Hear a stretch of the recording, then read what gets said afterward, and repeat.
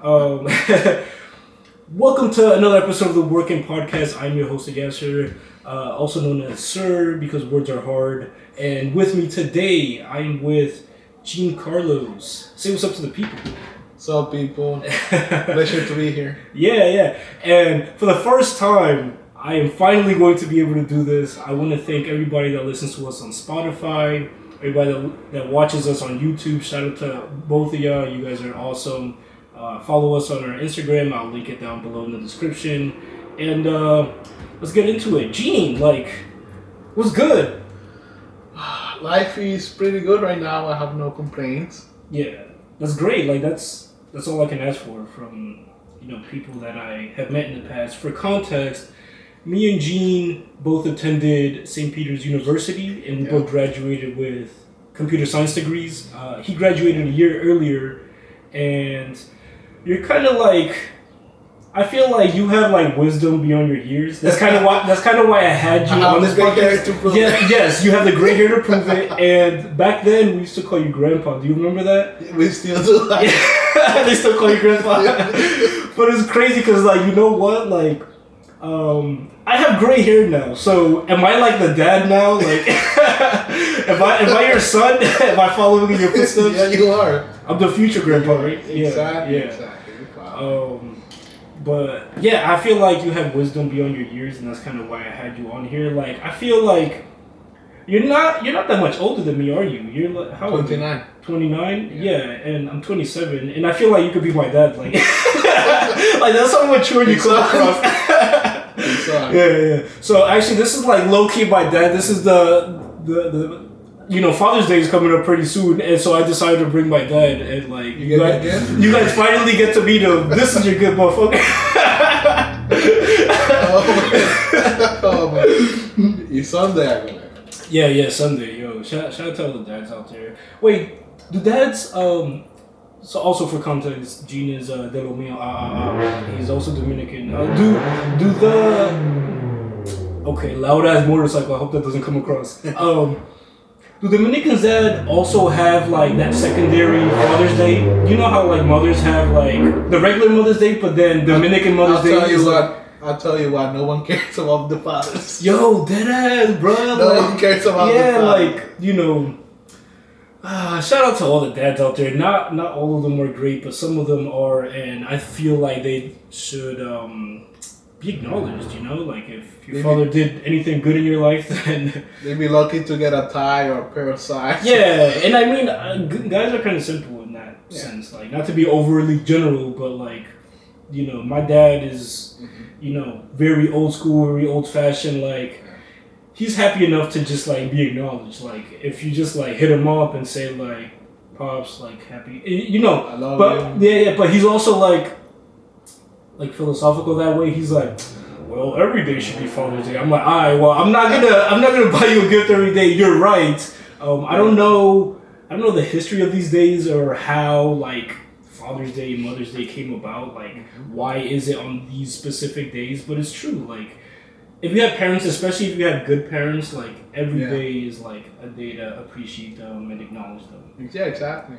And at least take them out to dinner, something. Yeah, I mean, again, my parents are so simple. They're not I've never really had to do that, but it's been they'll be more annoyed at the little things. If I don't say it early enough. If I'm back when I used to live with them, and if I wake up and make breakfast and all that, and it's Mother's Day and I still haven't spoken to her, they'd be wow, so you don't love me anymore or whatever. I'm whoa, I was just eating breakfast. But overall, my parents aren't too demanding. I don't know. How were yours? Well, on my mom's side, she's, how do I say, more demanding. Oh, okay. Yeah. It is something we don't have to celebrate. Both holidays, you guys celebrate both, the both. I feel you. And they're I'm American and Dominican. And then on top of that, every day is Mother's Day. Yeah. So every time you come to the house, you gotta bring at least a flower or something. Yeah. Yeah. They say thank you, Mom. But then on my dad's side, it's more laid back. Actually, now that I think about it, are we?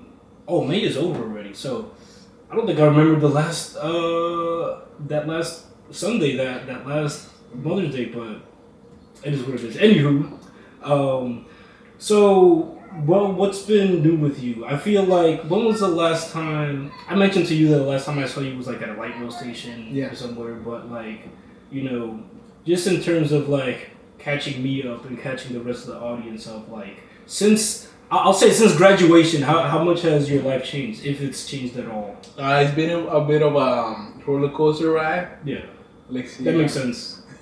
Let's see. Right after I graduated, I had a hard time finding a job. I had little experience. Yeah. Most jobs they wanted, you know, a year or 10 years of experience. Oh, okay. yeah. Well, for beginner jobs, you know, a year or two of experience. But I just graduated college, you know. Yeah. I had like some experience with internships, designing websites and stuff, but nothing really like too technical, nothing concrete, let's say. Yeah. So I was really pretty much begging for companies to give me a chance. Yeah. And then let's say 6 months after graduation, I did get an internship, unpaid internship in New York. I think that's a scam, by the way, but that's another podcast. I completely agree with you. Yeah. So I was there for maybe 6-8 months, and then a friend of mine, he got an opportunity at a company in South Jersey, Edison, New Jersey. And is that Steven? Yeah. Yo, shout out to Steven one time from the podcast. So Steven got a job in a company there, and he recommended me, and I was able to get into that company. Yeah. Oh, what was that? Actually, I jumped a big gap there. Yeah. So let's say after the 6 or 8 months that I was working in New York, I got tired of working there. So I decided with a couple of friends, including Steven, that we were going to start like our own little IT company. Oh, wow! I would have never saw that coming. Yeah, that's pretty cool. Yeah. So for like maybe 3-4 months after that period, we were working in an office and we were doing. What, you guys had like rented out like a space or something, or like? Well, we got a little lucky there. Steven's father, he had an office that he didn't use most of the time. Oh. So we were able to use the space. That's pretty cool. So during the next 3 months, we were fixing computer viruses. We were designing website for people. Wow. Yeah. So, and we were fixing all these computer problems. Yeah. So let's say after 3 months or so, Steven got the job in the other company, and I stayed doing. And he referred you to. I know for like maybe 2 months or so. I was still doing the. I mean, how, just for context, like how big was like this organization that you guys had? Well, at the beginning it was me, Steven, and 2 other friends. Yeah. But then Steven got the other job, and the other 2 guys were like. Yeah. I know. So it was just me for like 2 months, and I actually managed to do pretty well. I was making like $1,000 a month. Wow, that's pretty cool. Yeah, I was able to. And working for yourself, that's awesome. Yeah, and I was able to keep paying my loans, which is loans. Oh man, the student debt. You know? That's another podcast episode. Yeah, there's a lot to talk there too. Yeah, jeez. Well, anyways, let's say after 2 or 3 months after that, Steven referred me to this new job here, and that's where I got my first real corporate experience. Yeah. And I also stopped doing the IT company. Yeah. And I still like from time to time. Do you have it like as a side hustle now? Like sometimes I get calls from people. Hey, I have this issue. Could you take a look? Yeah. And I'll make a house call or something. Yeah, I feel like there's something inherent in like anybody that knows a tech guy eventually ask them about like their own computer or like you know like even if it's like in your family or among friends, like if they know you're the tech guy, eventually like sometime with their laptop will hop up like you know it's taking a little too long to like open up Chrome, like you know what problem is there, and it's like geez, it's like I feel like tech people and like there's probably other fields that get it too, but I feel like it's kind of messed up unless you like pay your friend, but I feel like Yeah. if like let's say you were a dentist and you were my friend, I wouldn't be like, yo, can you like pull the teeth for me like for free and shit, like. But I feel like with tech guys, it's like, oh, like, you know, I need my computer's slow. Like, can you take a look at it? Yeah. And you know, whatever. That's also another podcast, but yes, sir. Yes, sir. But yeah, so you were doing that, and then Yeah. Steven hit you up to like go to the other one. Go to the other job, and that's where I got my first real corporate experience. Yeah. I was there for almost 4 years. Yeah. The money was good. I was still able to pay for my loans again. Yeah. And then, well, with this job, there was a lot of stress and drama going on for 4 years. You were there for 4 years? I was there for 4 years. Wow. Nice. But one of the benefits was maybe like 2 or 3 days of the week. Yeah. I would get to work from home. Oh, hey. So I saved a little money on, on the traffic, on the commute. Yeah. Because Edison is also a long way. Yeah. By train. Oh, that's where the office was located. Yeah. Yeah. Okay. And by train it's a little expensive. Also. Oh, okay.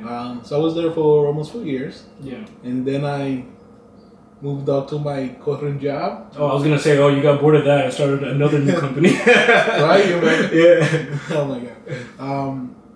And this new job is actually pretty good. Oh, is it? Yeah. I actually thought it would take me a lot longer to get to the place that I am now. Yeah. Because it's the work is pretty secure. Okay. The money is pretty good. Yeah. And the things that I'm learning are things that I'm going to continue learning. Yeah, that's awesome. Continue to use in the future. Yeah. To be more accurate. Mm-hmm. So I'm happy with that. Yeah. And I hope to pay off those loans. Yeah. Those loans. Yeah. And I'm on my way to figuring out the rest of my life. Yeah, that's awesome. And for context, like I don't normally like give a shit about where anybody works. Just like as long as you're good, you can cover your basics, and you're not struggling or whatnot. Like that side of your life is like whatever. You work, like join the club, right? Like that really doesn't matter.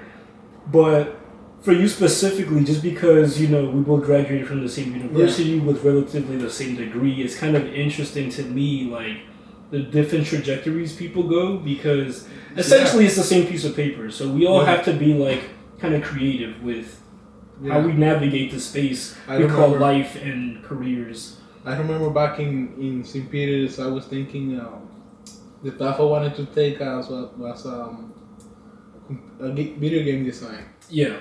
Or something like more web design. Yeah. Because those were the things that we were learning. Yeah. More video game design, more web design type of things. So I was thinking that's where I wanted to go. But as I told you, right after graduation, I had a hard time, so I had to adjust, readjust, and But it's funny because a lot of the things we learn, I actually don't use at the moment. I was actually gonna ask you that. Because I was gonna say, I'm like, okay, like the only things that I use that I learned back in school are like Excel. Wow, and that's not even really like school. That's like I was using Excel back in Microsoft Word back in university. Can we get our money back? Back in high school, we were using that stuff. Yeah. And a lot of the stuff that I even learned with Excel after graduation, I learned on the job. Like they trained you on this stuff. So it's almost kind of like you graduate and you start over. Yeah. Because there's a lot of things that are like specific to the company that you work for that they can't possibly teach in school. Right. And so school is just kind of like this general like template of what that kind of worker might be. But as long as you're like good at like doing work, like you're basically fine. If you could demonstrate value to a company, you're okay. Yeah. But I was just gonna say that, like, for context, like I work at a school, and the things that we learned in terms of like coding and all of that, I don't use any of that. Yeah. And it's funny because like people where I work will ask me like, because they see that I pick this stuff up so easily, and they're like, it kind of looks like magic to them. They're like, oh my god, like you learned all of this in school. I'm like, hell no.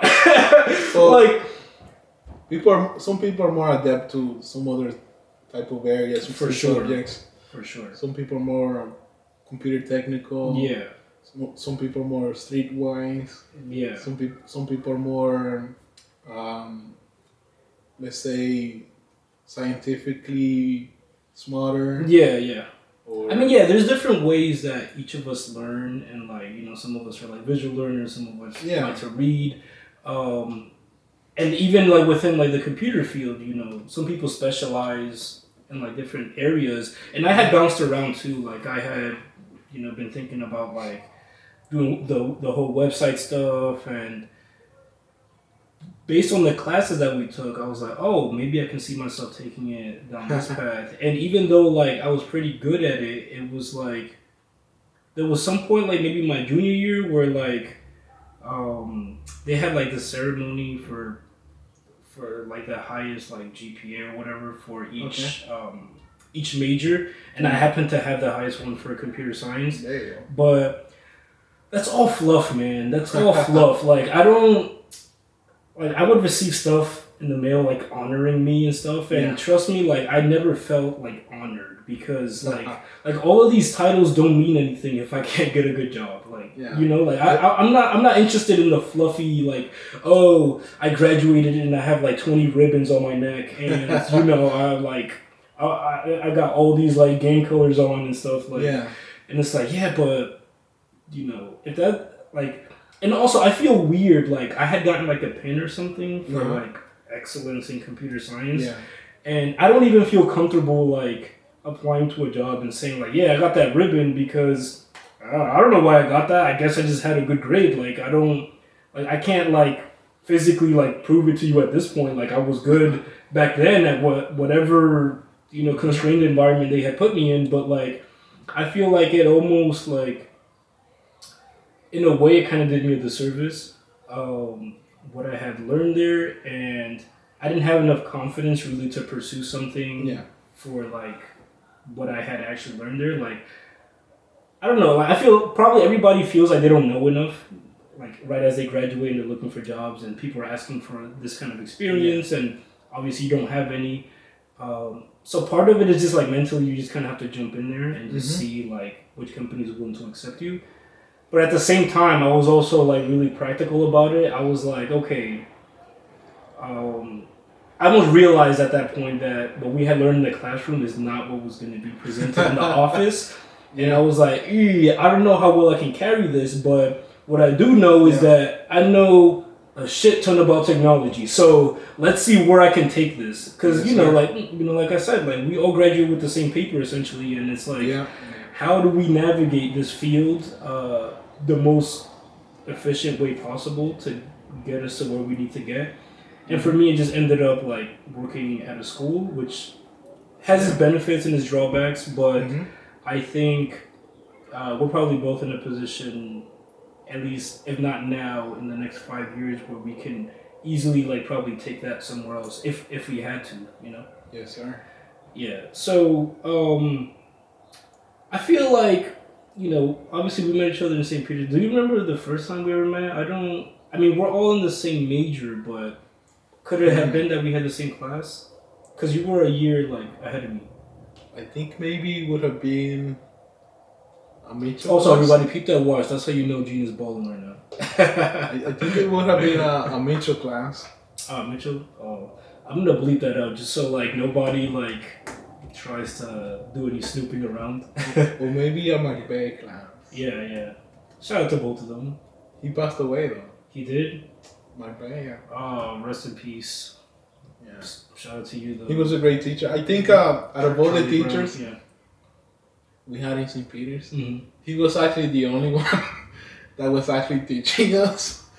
The rest of them were, let's say, spoon feeding us. Yes. And that leads to, like, the disservice that I'm telling you about. Like, when it comes to going to a job, it's like, they're not going to provide you, like, the problem and the solution, and tell you to and tell you to just code through it, and there you go. Like we mentioned, she will give us the answers. Yeah, and I'm definitely gonna blur this because we're kind of slandering these people, but like, but yeah, I totally get what you're saying. Yeah. But yeah, like I met you in college, so there's a whole life that you had before that I don't know. Like, like for example, what were you born here in the U.S. or? I was born in the Dominican Republic. Hey, I came to the United States in 2001. 2001. I was about, how old were you? 10, 11. Wow. Yeah, I think it was 10. Wow, that's crazy. And had you already been like studying English over there, or did you learn it completely here? I was pretty lucky because the school that I was in the Dominican Republic, they teach English. Mm-hmm. So when I came here, I already knew more than most. Ah, that's a big advantage for sure. And right away, I was a little more advanced than the others. Yeah. And by the time I was in high school, I was actually in the English part of the school and not the... Oh, like ESL? ESL, yeah. Ah, okay, wow. Yeah. That's a pretty big advantage. Yeah, like the rest of my friends that I was going to grammar school with. Yeah. What grammar school did you go to? PS28. 28? Oh, Christopher College. Christopher College. Shout out to... Yeah. Yeah. So... those friends that I went to school with, they were all on the Spanish side, on the ESL side, but I was on the English side of things because I was already more advanced. Yeah. What high school you went to? William Dickinson. You went to Dickinson too? Wait a minute, did I see? Wait, how old are you again? 29. What graduating class were you? 29. Oh, 09. 09? 09, yeah. I was class of 10. I didn't see. Anyway, I didn't see you anywhere, bro. you was like under the bridge and shit. I was camouflage. Yeah, come on. That's crazy. You graduated from the same high school. You see, I never knew that. Yes, sir. Yeah. So Steven as well. Oh, he did too. Oh, cool. Habib went to William Dickinson for a year, but he just disappeared from me. Yeah. Wow. Yeah. Okay. Let's see how we're doing for time. Okay, I just had like one like tech question. You know, I have my fellow tech brethren here. And I'm also trying to bring some other like computer science guys here, just because I'm also curious about like their life and whatnot. But we had actually discussed off air like there's this new I think it takes the form of an app that Facebook is coming out with that will basically compensate you for allowing you to track their usage on their phone. Like, what do you think about that? And just like generally, what do you think about social media?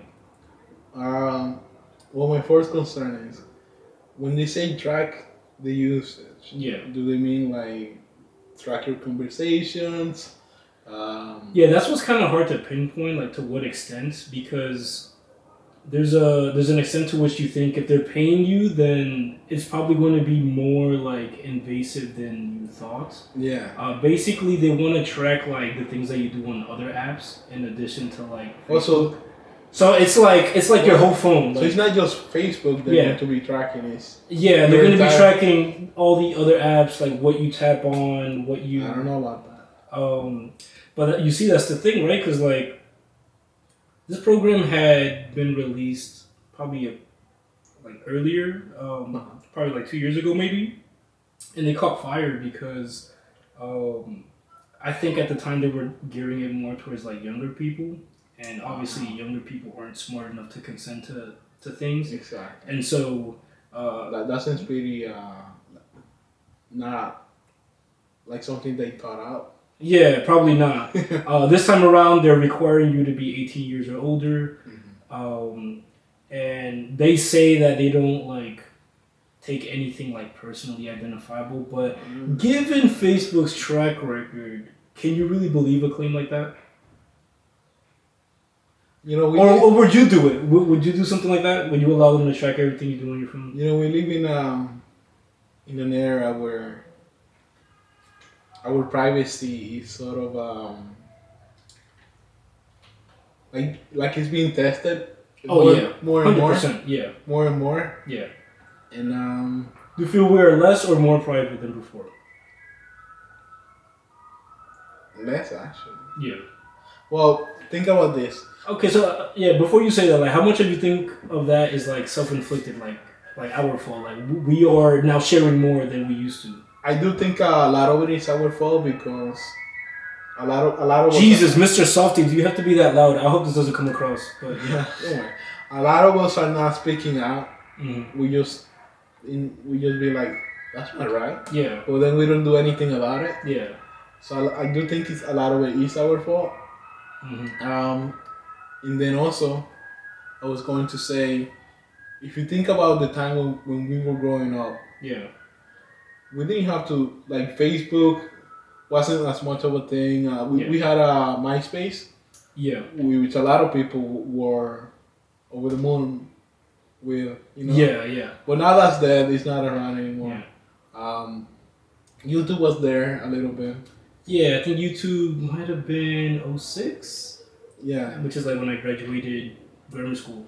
But even back then, they weren't as, let's say, restrictive as they are today. Yeah. Like a lot of people getting demonetized, let's say. Oh, yeah. For saying something they don't agree with, or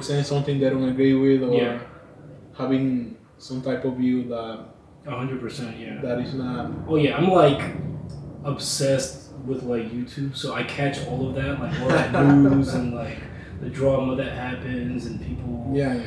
And there's a lot of, that's the thing, man. Like I forget what the hell the statistic is, but there's like 100 hours of footage uploaded like every minute on YouTube, and wow, that's crazy. That amount of content, man, like.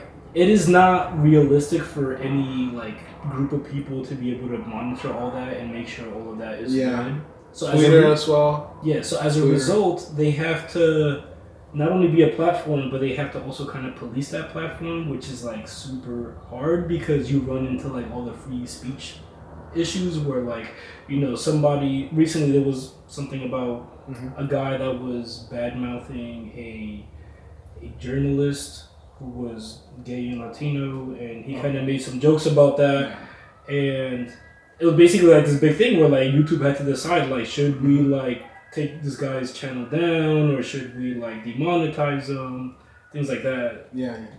Let me add another one to this conversation. Sure. Tim Cook, the CEO of Apple. Yeah.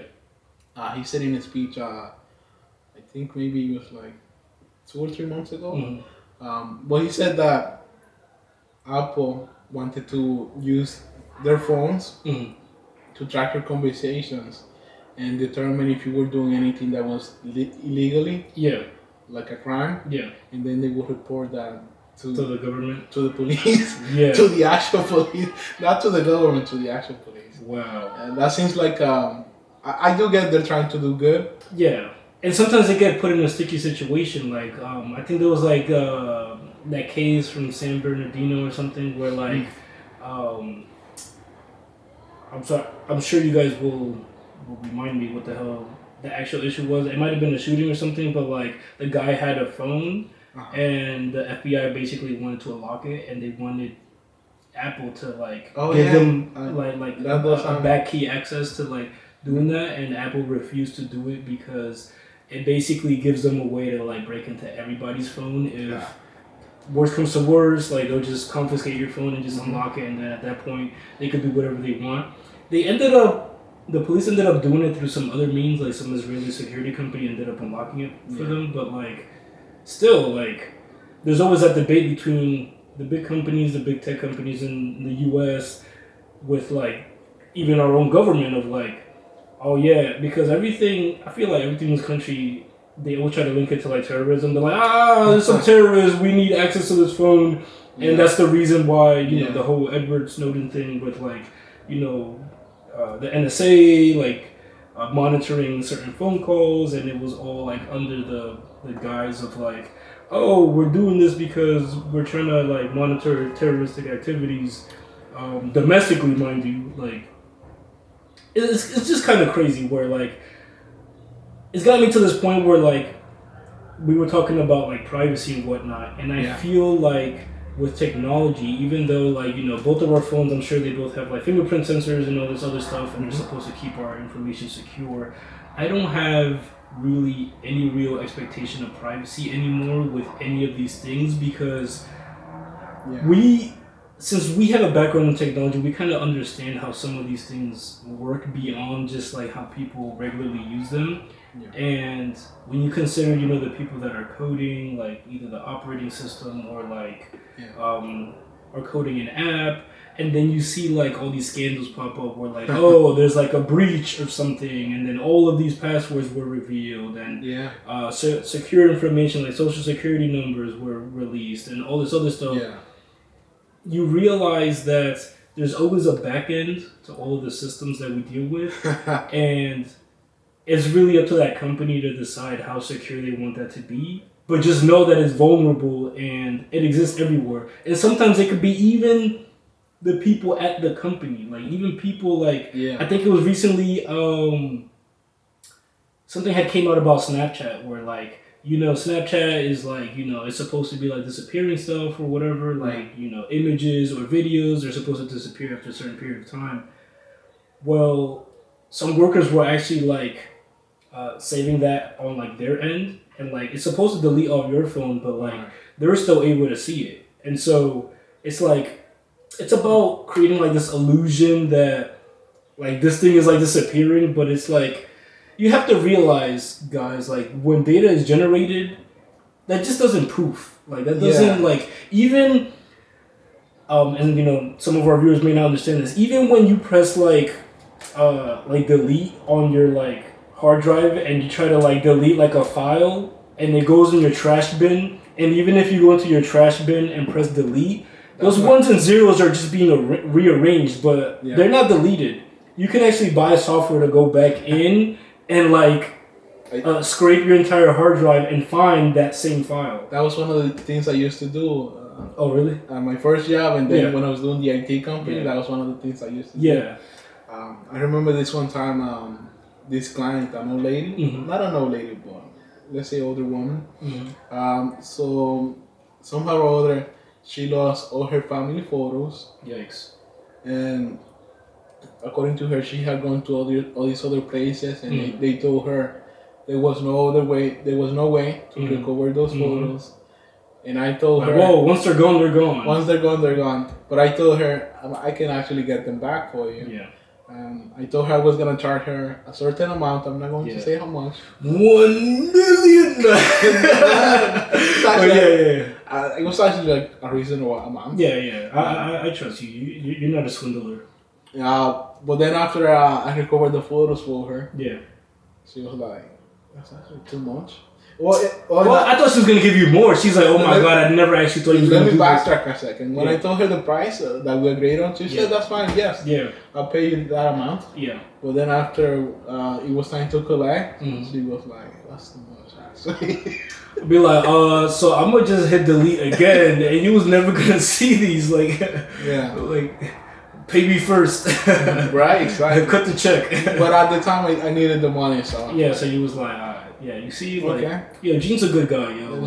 She gave me like $50 less than what I asked for initially. But still, I decided to take it because in the future you're developing a relationship. Exactly. In the future, if she has some other issues, she's going to think of me. Yeah, exactly. So I decided to keep the client. Yeah.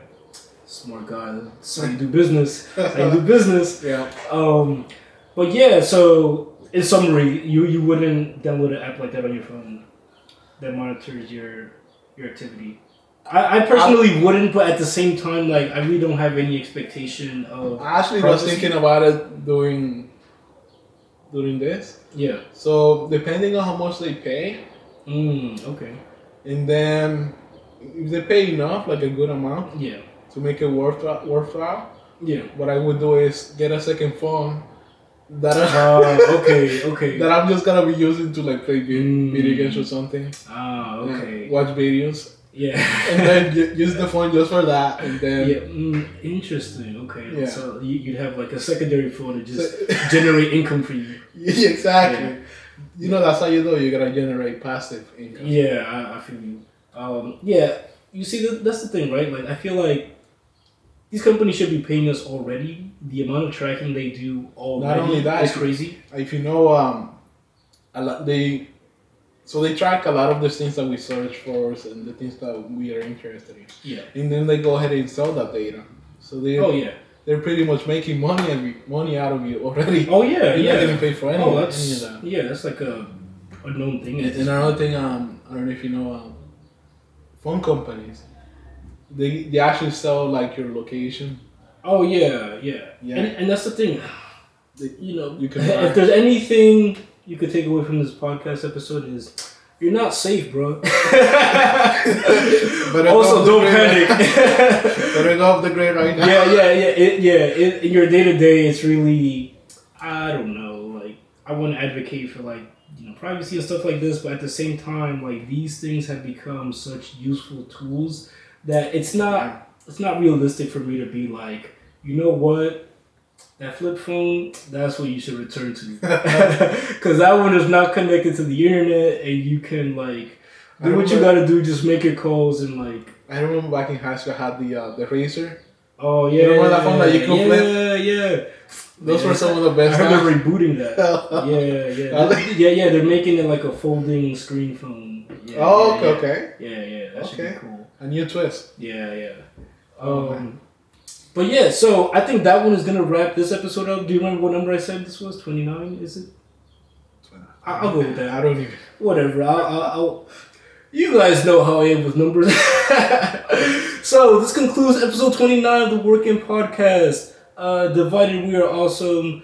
United we are more awesome. Lincoln Build is the motto. We will see you guys in the next one. Peace. Bye guys. Take care. Hey, that was good, man. Yeah.